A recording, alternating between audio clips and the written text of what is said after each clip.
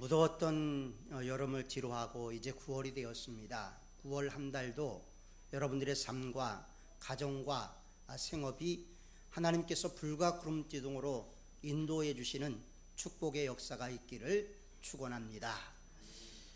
사람들은 누구나 다 행복하기를 원하지요. 나는 불행하기를 원합니다 라고 생각하는 사람은 한 사람도 없습니다. 그래서 많은 사람들이 행복을 찾기 위해서 노력을 하고 행복이라는 것을 위해서 많은 것을 희생을 합니다. 그런데 성경은 우리가 진정한 행복을 누리기 위해서는 사랑할 것을 권면을 하고 있습니다. 사랑하면 행복해지게 된다는 것입니다. 여러분들이 너무나 잘 알고 있는 유명한 유치환 시인이 쓴 행복이라는 시가 있습니다. 사랑을 하는 것은 사랑을 받는 이보다 행복하나니라. 오늘도 나는 에말라드빛 하늘이 한이 내다보는 우체국 창문 앞에 와서 너에게 편지를 쓴다. 이렇게 시작을 해서 맨 마지막에는 설령 이것이 이 세상 마지막 인사가 될지라도 사랑하였으므로 나는 진정 행복하였네라. 이렇게 끝이 납니다. 참 이 시를 읽을 때마다 얼마나 가슴이 벅찬지 모릅니다. 사랑하는 것은 사랑을 받는 것보다 행복하다. 그리고 사랑하였으므로 나는 진정으로 행복했다 라는 이 두 구절을 보면서 우리의 생애의 마지막에 우리 주위에 있었던 사람들, 내가 알고 있었던 사람들에게 이런 소리를 들을 수 있다면 얼마나 복된 삶이었을까 한번 생각을 하게 되었습니다. 부부가 한평생을 살다가 마지막에 한 사람이 먼저 이 세상을 떠날 때 당신이 있어서 행복했다라고 이야기를 할 수 있다면 그것은 진정으로 행복한 삶이라고 말할 수가 있을 것입니다.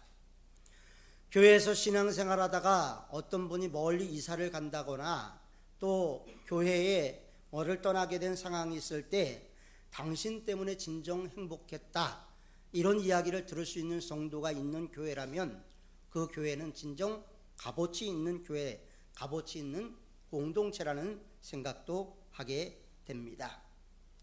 행복이라는 것은 공부를 많이 해서 학문을 닦아서 이루어지는 것 아니지요. 돈이 많아서 또 행복한 것도 아닙니다. 감성이 풍부하다고 행복한 것도 아닙니다. 행복을 만드는 것은 사랑이 풍성할 때 이루어지게 되는 것입니다.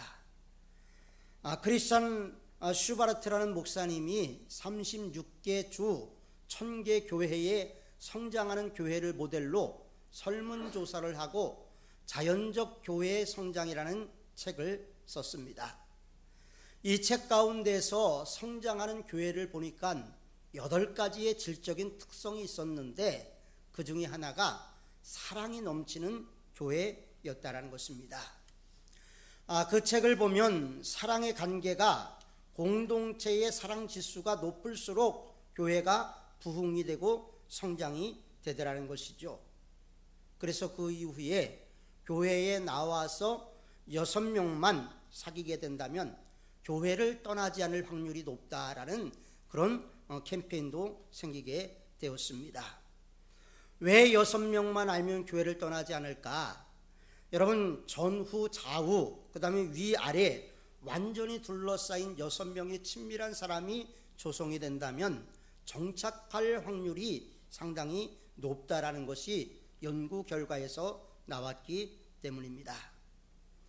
사람과 사람 사이의 사랑도 이렇게 중요한데 하나님이 우리를 사랑하는 사랑, 하나님의 사랑의 줄로 한번 묶이면 그것을 끊을 사람은 이 세상에 아무도 없습니다.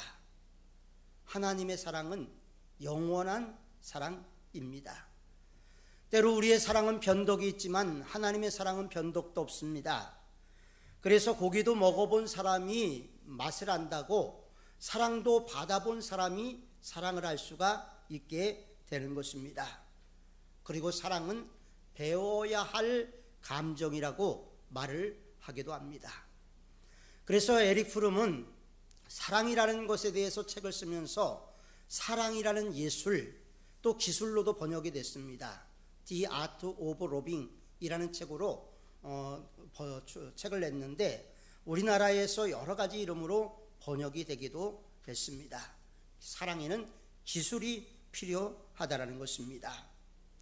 그래서 우리가 하나님의 사랑을 알고 하나님의 사랑을 누리는 것도 중요하지만 그 받은 사랑을 나누는 것도 중요하다라고 성경은 말하고 있지요.